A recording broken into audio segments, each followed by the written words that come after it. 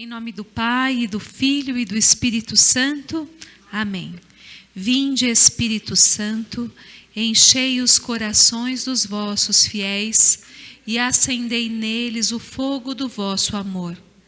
Enviai o vosso Espírito e tudo será criado e renovareis a face da terra. Oremos.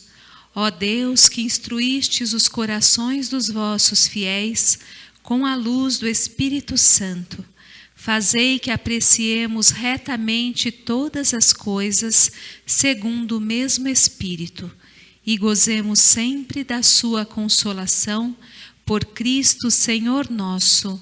Amém. Estaremos reunidos em nome do Pai, e do Filho e do Espírito Santo. Hoje nós vamos falar sobre os 7 pecados capitais. Já ouviram falar nos pecados capitais? E o que são esses pecados capitais? Na verdade, será que eles são pecados mesmo? Mas primeiro, eu queria que vocês pegassem a Sagrada Escritura. Vamos abrir no Evangelho de São Lucas, capítulo 8, versículos de 1 a 3. Piedosas mulheres acompanhavam Jesus. Depois disso, Jesus andava pelas cidades e aldeias, anunciando a boa nova do reino de Deus. Os 12 estavam com ele, como também algumas mulheres que tinham sido livradas de espíritos malignos e curadas de enfermidades. Maria, chamada Madalena, da qual tinham saído 7 demônios, Joana, mulher de Cusa, procurador de Herodes, Susana e muitas outras, que o assistiram com suas posses. Já ouviram falar de Maria Madalena? Maria Madalena, aqui como fala o Evangelho, ela tinha 7 demônios. Nós atribuímos esses 7 demônios aos 7 pecados capitais. São aquelas tendências ao pecado que nós temos. Dizem também que Maria Madalena era prostituta. A Bíblia não nos confirma isso. Mas esses males são os males que nos levam a pecar.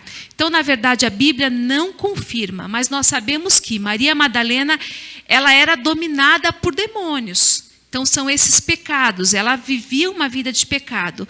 Porém, a partir do momento em que ela conheceu Jesus, e a partir daí ela teve uma vida reta, tanto que ela foi considerada santa.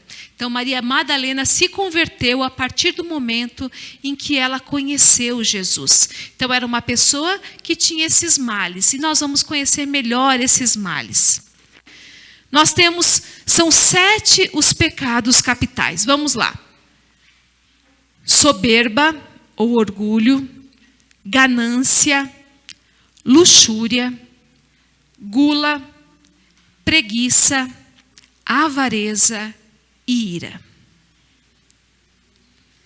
O que significa capital? Capital, ele provém de uma palavra latina chamada capito, que significa cabeça. Isso quer dizer que capital é a cabeça, é a raiz dos outros pecados.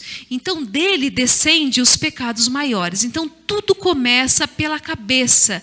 Então, o capital é essa cabeça, esse início para os pecados maiores se concretizarem. E desde quando existem os pecados capitais? Desde que Adão e Eva caíram. Porque a partir daí o mal entrou no mundo. E essa mancha do pecado original, que é o que a gente herdou, nós recebemos desde essa queda de Adão e Eva. Então, desde aí, esse pecado, os pecados capitais, eles embrenharam o nosso ser. Então, infelizmente, querendo ou não, nós nascemos com eles. Aí cabe a nós a gente dar vazão ou não a esses pecados, para que eles se tornem maiores. Eles são pecados. Vocês acham que eles são pecados? Quem acha que é pecado, levanta a mão. Quem acha que não é pecado, levanta a mão. Eles sozinhos não são pecados. Eles não são pecados.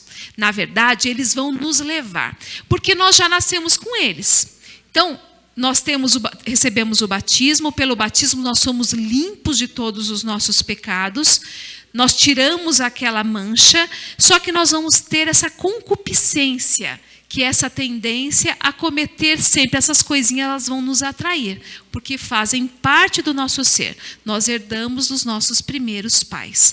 Então, eles sozinhos, eles não são pecados. Embora sejam chamados de pecados capitais, eles não são pecados. O que é necessário para um pecado se tornar pecado? Então, são 3 pontos importantes que nós vamos aprender hoje, né? Então, já que não é pecado, o que é necessário para se tornar pecado? Primeiro, conhecimento. Então, para que um pecado seja pecado, você precisa saber que aquilo é certo ou errado. Senão, se você não tiver conhecimento, você não sabe se está fazendo certo ou errado. Então, o primeiro ponto, o conhecimento, que é o que vocês estão adquirindo aqui hoje, e também vocês já sabiam disso, certamente, sobre os pecados capitais. Segundo ponto, o que é necessário depois do conhecimento? O consentimento. Eu sei que é pecado e eu estou consentindo com isso. Por exemplo, digamos que você é casado ou você é casada, você sabe que você deve manter a castidade, olhar somente para o seu esposo ou para a sua esposa. Você tem esse conhecimento? Todo mundo sabe que isso é o certo? Ótimo, sabemos, temos o conhecimento. Só que nós podemos ter o consentimento de olhar, sei lá, um rapaz de 1,90 m, fortão, ou uma mulher com corpo escultural.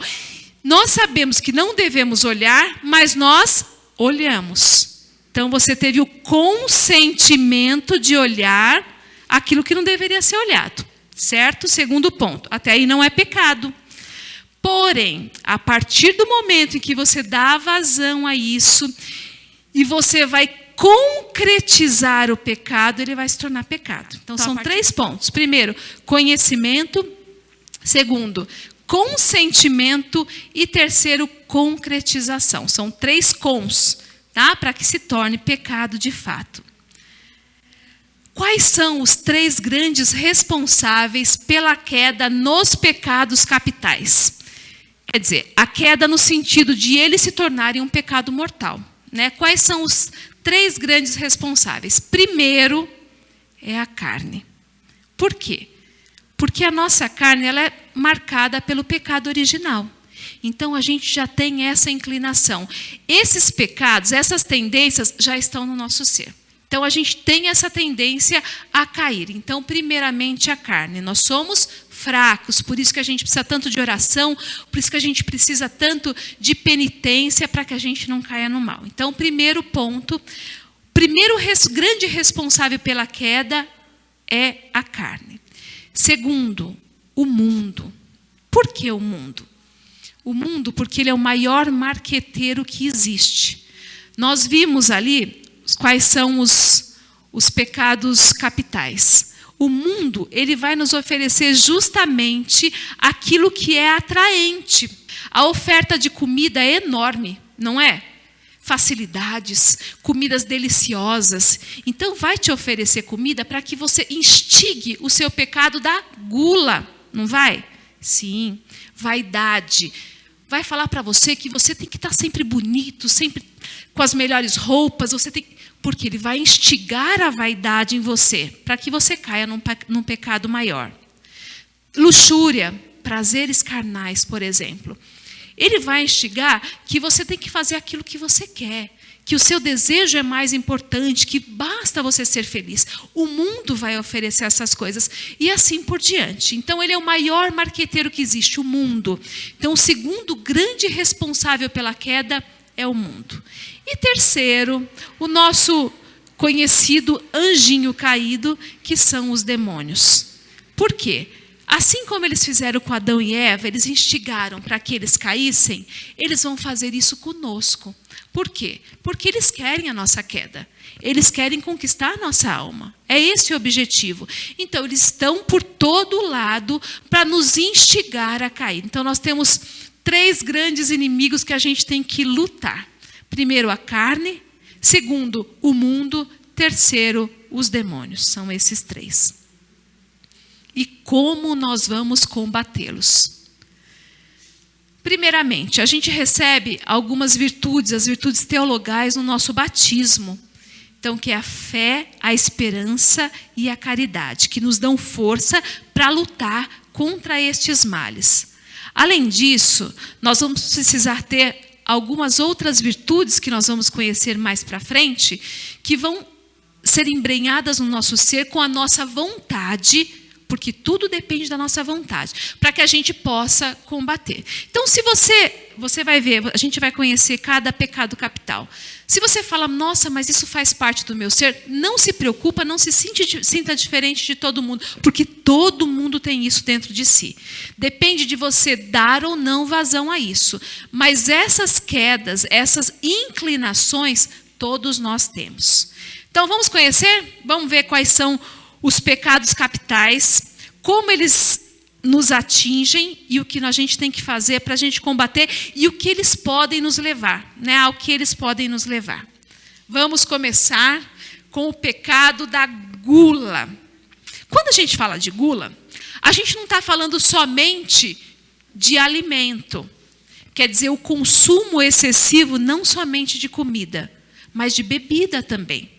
Quantas pessoas se perdem porque elas não têm o equilíbrio, elas não sabem a hora de parar.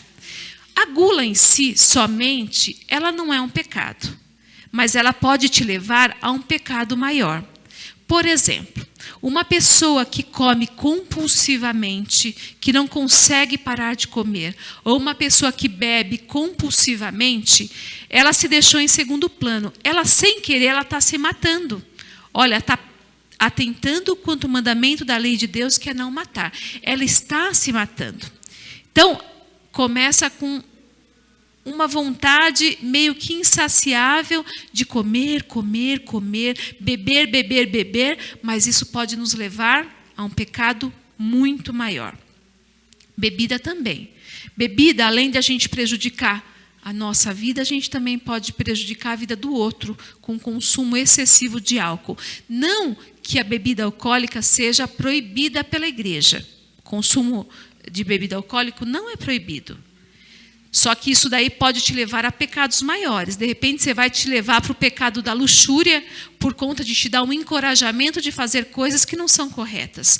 Ou, de repente, ele pode te tirar, te desequilibrar emocionalmente para você fazer coisas que também não são certas. Então, isso daí sim pode te levar para um pecado maior. Segundo, a avareza. Às vezes a gente acha que o avarento é aquele que é rico. Não, gente. Tem tantas pessoas que vivem na miséria, mas elas são tão apegadas, mas tão apegadas a tudo que tem, que elas não conseguem doar nada para ninguém. Aquilo que tem é o Deus dela, se torna o Deus dela. Elas podem pecar contra o primeiro mandamento da lei de Deus, que é amar a Deus sobre todas as coisas. Então, elas colocam toda a sua confiança naquilo que elas têm. Quantas pessoas são assim? Tem uma passagem bíblica que fala assim: aonde está o seu tesouro, aí está o seu coração. Então, onde que você deposita o seu tesouro? Nos bens materiais? O mundo oferece mesmo. A gente falou que o mundo oferece, é o melhor marqueteiro. Ele oferece, tem bancos ótimos que te oferecem rendimentos maravilhosos. Nossa, então você quer cada vez mais ter, porque um dia eu vou aposentar e eu vou querer só curtir. A gente tem que ter o equilíbrio justamente para que a gente não seja avarento, no ponto de não ver a necessidade do próximo. Olha, eu preciso juntar mais e mais e mais, que se dane o outro, porque eu tenho que pensar no meu futuro. E quem disse que a gente vai ter o futuro, né? Então a gente tem que tomar muito cuidado com isso, para a gente não se tornar avarento, colocar a nossa esperança nas coisas mundanas, que seja o dinheiro, que seja posse. Quantas pessoas têm bens exagerados quanto muitos outros não têm, né? Então, ver essa realidade do nosso próximo. Luxúria. Tenho certeza que muitos de vocês associam esse nome luxúria, esse pecado, ao luxo, né? Às vezes a gente pensa, mas não é isso. A luxúria está diretamente ligada aos prazeres carnais. A busca incessante de satisfação carnal através do sexo. Nós sabemos que o sexo ele é permitido somente, única e exclusivamente dentro do casamento. exclusivamente. Vale para os solteiros, para os casados, para os consagrados. O sexo, ele é permitido dentro do matrimônio. Uma vez que ele não está sendo realizado dentro do matrimônio, estamos pecando contra a castidade. Outra coisa, a luxúria faz com que a gente tenha essa busca incessante, e aí a gente vai buscar através do mundo novamente, porque o mundo vai nos oferecer isso. Então nós vamos ter na internet um monte de ofertas para que a gente possa saciar esse desejo e esse prazer. Então, próximo, esse aqui ninguém nunca sofreu, a gente sabe controlar muito bem, que é a ira, né? Ninguém nunca fica nervoso, a gente não fica irritado, nossa vida é uma calmaria e uma tranquilidade. A ira, ela começa com uma raivinha. Alguma coisa não deu certo, alguém falou aquilo que a gente não queria ouvir. Ela começa com uma raivinha. E aquilo vai se transformando numa raiva maior até chegar a um ponto de ódio, né? Então, enquanto é somente uma ira, estamos irados, nervosos com alguma coisa, isso é normal, que faz parte do nosso ser, né? Nós não temos sangue de barata. Mas o problema é o que a gente faz com isso. Até que ponto a gente deixa, até que grau a gente deixa isso se elevar. Se isso se tornar um ódio, é perigoso, por quê? Porque a gente pode odiar o nosso irmão. A gente pode querer matá-lo. Além disso, a gente pode ofender com palavras, porque matar não é somente atentar contra a vida, diretamente, fisicamente, mas a gente pode atentar contra o outro pelas palavras, a gente pode desmoralizar, a gente pode destruir uma pessoa com palavras. Então, nós vamos ter a inveja. A inveja, ela pode começar com uma pequena admiração, e que é muito bom a admiração. Mas a partir do momento em que essa admiração ela vai fugindo do controle, a gente tenta se projetar no outro. Então, por exemplo, meu vizinho comprou um carro novo. No começo, que carro bonito. Depois, nossa, mas esse carro custa caro. Nossa, mas trabalha só isso daqui, já comprou esse carro. Daqui a pouco aquilo vai se tornando algo muito grande. E você tenta se projetar, ao invés de você valorizar aquilo que você tem de bom, você tenta ver o que o outro tem e você não tem. Aí sim que essa inveja ela pode se tornar algo mal. Por exemplo, a gente vai atentar contra alguns mandamentos, como desejar as coisas alheias, mulher, esposo do próximo. Então a gente acaba desejando aquilo que é do outro. A inveja, preguiça. A preguiça começa também com um direito que nós temos de descanso. E temos mesmo, né? Trabalhamos bastante. Então, começa com um direito que nós temos de descanso, um direito de fazer nada. Só que esse descanso em excesso, ele pode se tornar algo muito maior. Por quê? Porque você deixa de fazer pelo outro o que você poderia fazer, você deixa de fazer por você, você deixa de cumprir os seus compromissos com essa maquiagem do direito que você tem de descanso. Então, a preguiça, ela começa com uma falta de vontade e disposição. Simples, que isso é normal, faz parte da gente. O perigo está em a gente deixar isso fluir. Fluir de forma que a gente vai ficar deitado e prostrado o dia inteiro, de forma que a gente não vai cumprir o mandamento da lei de Deus, que é guardar domingo e dias de festa. Por quê? Eu estou tão cansado, estou tão esgotado, que hoje eu não vou à missa. Não acontece isso? Estou tão cansado, tão esgotado, que hoje eu vou deixar de cumprir esse compromisso que eu tenho. Vou deixar de visitar minha mãe e meu pai, porque eu estou muito cansado.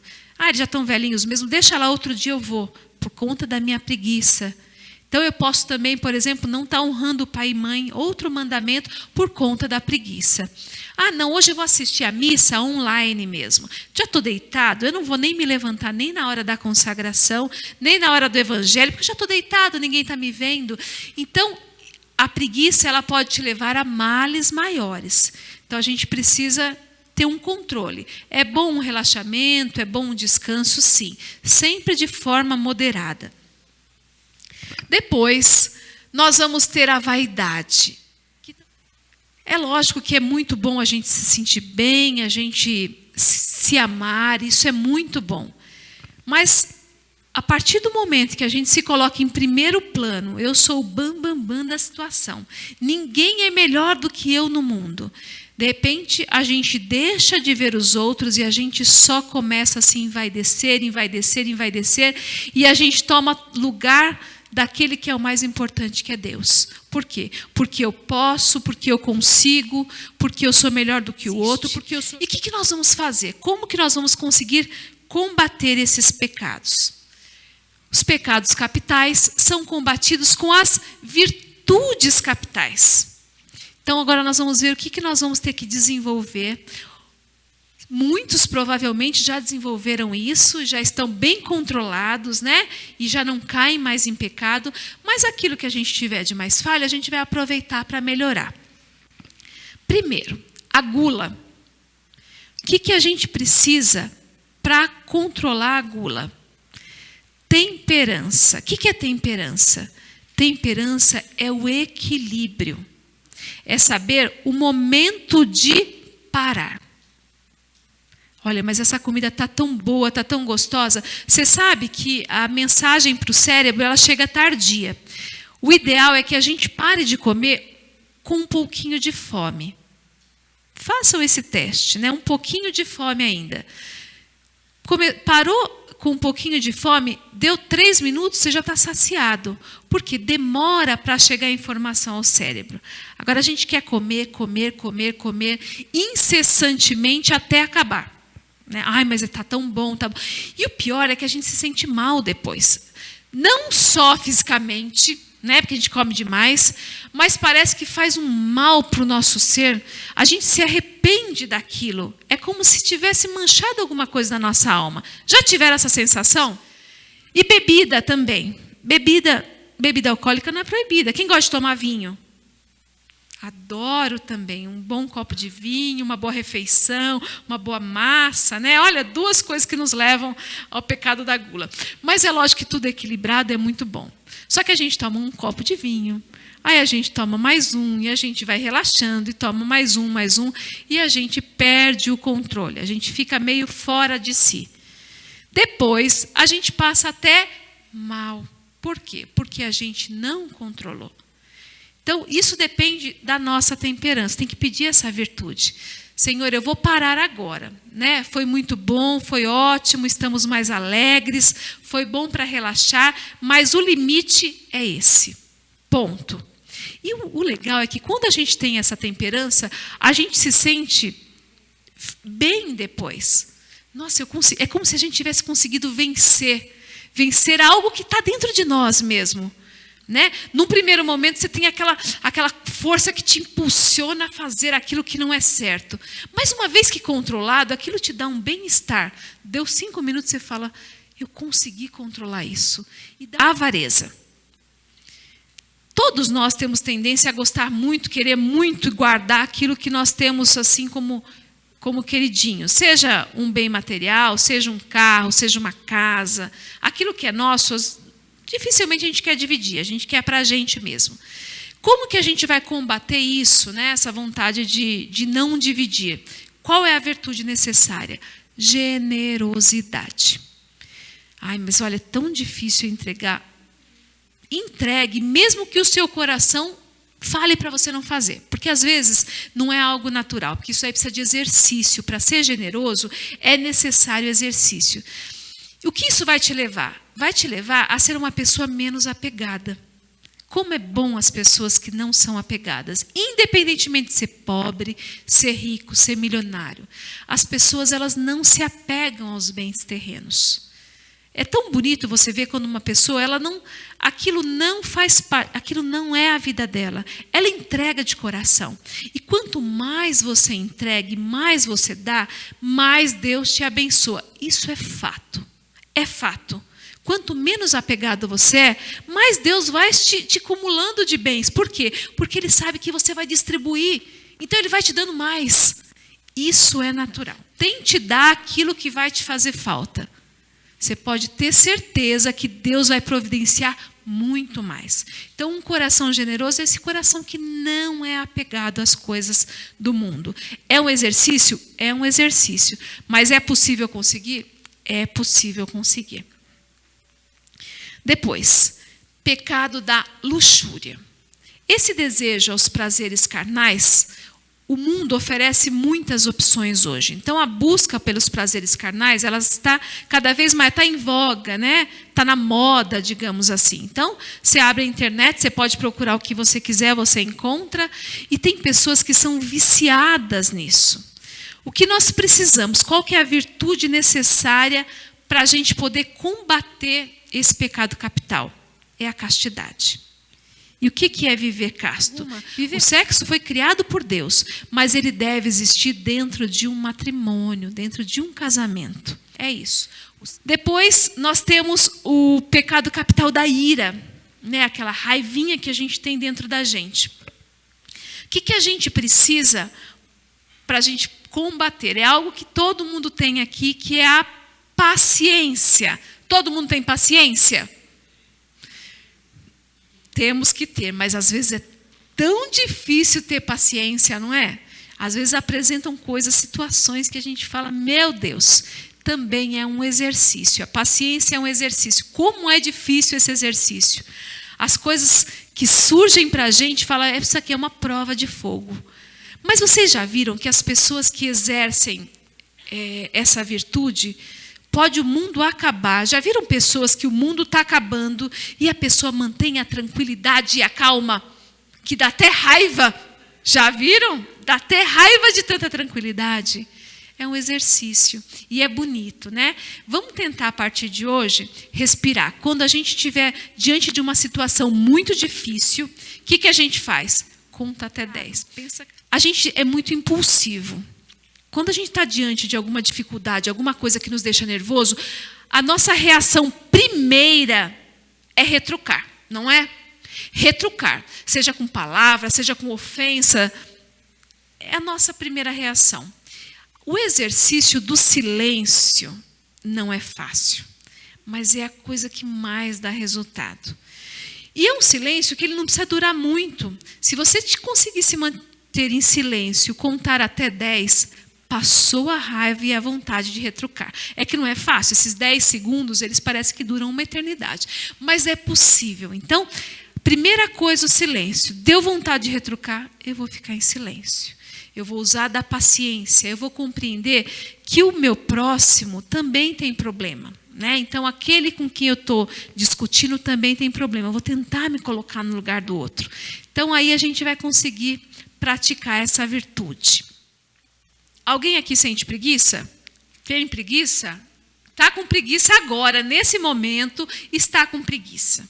Ótimo, a gente tem preguiça mesmo. O que a gente vai fazer? Diligência. O diligente é esse, ele está sempre à disposição. Então, o que a gente tem que colocar à frente? Olha, eu tenho um compromisso, eu vou deixar para depois, mas eu preciso fazer. Colocar aquilo como prioridade de vida. O que Deus espera de mim? Deus espera que eu realize isso. Então, eu preciso fazer. Eu sei que eu não estou com vontade, mas eu vou me colocar. Mas eu também preciso do meu descanso. Ótimo, precisa do seu descanso? Maravilha. Então, assiste um filme. 1, não 3. Um filme é bom. 2, pode ser bom. 3 é um exagero, você não tem vontade de fazer mais nada. E deixou de fazer outras coisas. Mesma coisa em casa. Eu já estou com uma preguiça de arrumar a casa. Ótimo. Mas vamos fazer o básico, o que é necessário? O que é importante para o bem-estar das pessoas dali? Né? Se predispõe a fazer. Porque a melhor coisa que tem é a sensação de dever cumprido. Já tiveram a sensação de dever cumprido? É a coisa que mais satisfaz. E para que a gente cumpra o dever, a gente tem que combater a preguiça. Com essa diligência, com essa disposição, com essa vontade. Consegue? Consegue. Fácil? Não é fácil, não, mas a gente consegue. Como que a gente combate a vaidade? A vaidade nós vamos combater com a caridade. Então, ao invés de eu achar que eu sou a última bolacha do pacote, eu vou agir com amor, olhando as virtudes no meu próximo. Então, ao invés de eu ficar vendo somente aquilo que eu tenho de bom, porque nós temos dons, todos nós temos dons. Por pior que seja a pessoa, ela vai ter dom também. Então, a gente vê com amor aquilo que o outro tem de bom. Porque por pior que seja, vai ter alguma coisa que você não consiga fazer. Que o outro tenha e que você de repente até gostaria de ter. Então, olhar com admiração, olhar com um olhar de amor mesmo, caridade é amor. Amor para o próximo, para combater aquilo que você te faz sentir melhor do que o outro. Então, se humilhar para que o outro seja exaltado. E por último, o orgulho, a soberba. E não querer voltar atrás quando nós fazemos algo errado. Então, o orgulho, ele toma conta do nosso ser, a gente não gosta de pedir perdão, a gente não gosta de reconhecer as nossas faltas. Esse também é um exercício muito difícil de se praticar, que é a humildade. Como é difícil a gente se colocar abaixo. Teve uma pessoa que foi muito humilde, que a gente tem que ter como exemplo, que é o nosso Senhor Jesus Cristo. Sendo Filho de Deus, ele se rebaixou como um homem carnal, ele se sujeitou, Deus que veio aqui se sujeitou a ser homem, morreu numa cruz por nós, que é uma humilhação maior do que essa, para nos resgatar. Então a gente precisa se espelhar em nosso Senhor, para que a gente também seja humilde. É difícil ser humilhado? É difícil. Quantas vezes as pessoas nos colocam numa posição em que a gente tem vontade de revidar? Mas quanto mais abaixo a gente estiver, mais Deus vai nos exaltar. Então, que a gente também consiga praticar essa virtude da humildade, de ser pequeno, para que Deus seja grande em nós. Agora eu vou mostrar para vocês, no mundo corporativo, está muito em voga isso, né? Os pecados capitais, eles são associados a algumas facilidades que nós temos hoje. Primeiro, o pecado da gula, ele está associado ao iFood. Por quê? Quem daqui já pediu iFood? Ótimo, é uma facilidade, não é uma maravilha? Mas por que isso pode nos levar a um pecado? Pedir iFood é pecado? Não, pedir iFood não é. Mas a oferta é muito grande. Então, às vezes, a gente pede mais do que a gente consegue comer. E a gente come mais do que deveria. Por quê? Porque é um excesso. Vem tanta comida, você fica com dó de jogar fora e come tudo aquilo, não é verdade? Enquanto poderia dividir com o outro. Ou então a oferta é muito grande, a variedade é muito grande. Então eu quero esse, aquele outro. Então por isso que pode ser associado ao iFood, para a gente ter cuidado com isso, né? De repente fazer uma comidinha caseira, uma canjinha, pode ser algo um pouquinho mais light e pode evitar que você cometa um pecado maior. Depois, nós vamos ter a ira. O Twitter, para mim, já está ultrapassado. Gente, eu vou mudar, eu vou colocar o WhatsApp. WhatsApp. Por quê? Vocês querem uma coisa mais imediatista do que o WhatsApp? Gente, é conversa a todo momento. E a pessoa quer a resposta rápida e você também quer. Pensa numa coisa que te deixa... Porque você não consegue controlar nem as respostas, porque a velocidade é muito rápida. E você vive nervoso em ter que ler todas as mensagens e ter que responder tudo aquilo, e os problemas surgem e você tem que resolver. Tem algo que te deixa mais nervoso? Gente, de verdade, façam o teste, desliguem o celular, meio-dia.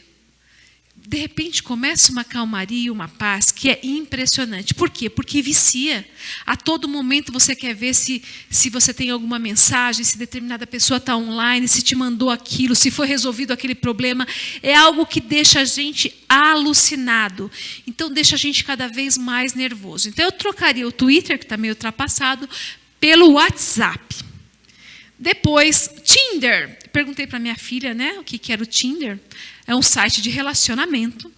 E nesse site de relacionamento, você pode fazer a sua propaganda, você coloca as suas virtudes, e você escolhe a pessoa com quem você quer se relacionar. Eu quero assim, quero que tenha essas características.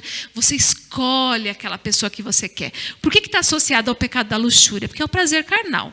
Olha, eu desejo um homem ou uma mulher que seja assim, assim, assim. E lá você vai encontrar. Nem que seja virtual. Que seja virtual, você encontra lá.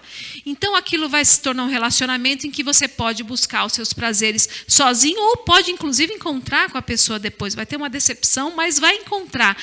Então ele te leva ao pecado da luxúria. De repente a pessoa falou, olha, sou alto 1,80 m, 70 quilos, aí você chega lá, coitado, o pecado da gula é o que ela mais comete, tem lá 120 quilos, 1,50 m, mas ali colocou, e aí chegou nesse ponto, né? Tô só fazendo essa brincadeira, mas de fato é algo que a gente tem essa facilidade que pode nos levar a esse pecado capital. Depois, Facebook. Quem tem aqui Facebook? Maravilha, muito bom, a gente conhece a vida de todo mundo, vê tudo que está acontecendo. A coisa que a gente mais vê é gente feliz, não é? Gente bonita, né? Só coisa linda, todo mundo é impressionante. Facebook só tem gente feliz e bonita, alegre, é só alegria, né? Ou então a pessoa também ela precisa de autocompaixão, aí ela coloca alguma coisa triste para as outras pessoas se adecerem.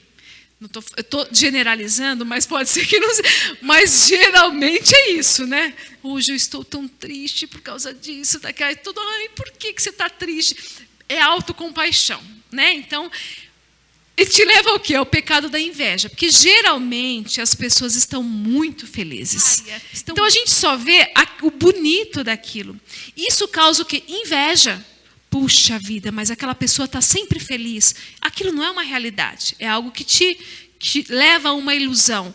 Mas, de fato, te causa inveja, porque a pessoa que está aparecendo ali está sempre bem, está sempre feliz, geralmente. Depois nós vamos ter o Netflix. Todo mundo tem Netflix em casa? Ótimo, Netflix é uma bênção. Tem séries maravilhosas, filmes maravilhosos, documentários maravilhosos. Sou super fã do Netflix. Qual que é o problema do Netflix? O excesso, né? Olha, hoje eu vou tirar o dia, está chuvoso, eu não vou sair de casa. Assiste um filme, foi ótimo. Assiste 2, já começa a dar dor no corpo. Assiste 3, você já está com dor em tudo o dia. Porque é muito tempo fazendo a mesma coisa. Então, é esse que é o perigo da preguiça. Então, te leva a um comodismo exagerado que te faz mal. Então, o Netflix é bom, mas assistir a série 20 capítulos num dia não vai fazer bem, vai fazer mal para qualquer um, né, nesse sentido. LinkedIn. Todo mundo aqui tem LinkedIn? Para quem não sabe o que é LinkedIn, é uma rede social profissional. Então, você se apresenta ali, você põe todas as suas qualidades profissionais, então, do mundo corporativo, onde você já trabalhou, o que você fez, o que você faz a propaganda que você quiser. Então, qual que é o perigo? De você se assoberbar, leva ao pecado da soberba. Por quê? Soberba, orgulho, porque você vai se sentir o top, o bam. E cada um se mostra mais ali. E quanto mais a pessoa é procurada no mundo corporativo, melhor ela é. Então, é outra coisa que pode te levar ao mal. Não que seja uma ferramenta ruim, é uma ferramenta boa para que você possa se mostrar no mercado de trabalho. Não, eu sou melhor, porque eu tenho essa faculdade, aquela pós, eu trabalhei nessa empresa e tudo mais. Então, é um perigo de levar a um pecado maior. Depois, nós vamos ter o Instagram. Instagram também é uma rede social em que a gente posta fotos instantâneas, momentos instantâneos, coisas rápidas que estão acontecendo naquele momento. É interessante, é muito interessante. Mas aí pode nos levar a um pecado da vaidade. Eu preciso me fazer presente, eu preciso me mostrar, eu preciso estar nessa rede social, todo mundo precisa me ver. Então, ele pode te levar a um pecado maior. Bom, ótimo. Já aprendemos sobre os pecados capitais e o que nós vamos fazer para combater. Primeiro, quem daqui não é batizado? Maravilha. Então, vocês que não são batizados, vocês vão adquirir as virtudes teologais no batismo, fé, esperança e caridade. Já com essas 3, a gente consegue combater grande parte dessas tendências. Quem daqui não é crismado? Maravilha. Nós vamos receber 7 dons do Espírito Santo. Eles vão nos fortalecer, nos tornar soldados diligentes. 7 dons que vocês vão receber no crisma que vão torná-los mais fortes. Mas, além disso, o que a gente precisa? A gente precisa participar da Santa Missa, porque o sacrifício de Cristo nos traz a força necessária para que a gente seja humilde como Ele, para que a gente reconheça que nós somos fracos, que o pecado, que a carne nos leva a pecar, para que a gente fuja das coisas do mundo, para que a gente fuja do demônio, que são aqueles 3 culpados por essa queda. Então é necessário que a gente participe da Santa Missa, é necessário que a gente esteja em estado de graça, é necessário que a gente se confesse, porque se a gente caiu, a gente precisa se confessar, para que a gente possa receber Jesus Cristo. Então, que a gente busque os sacramentos, porque os sacramentos nos dão força para que a gente possa combater esses males que estão dentro de nós.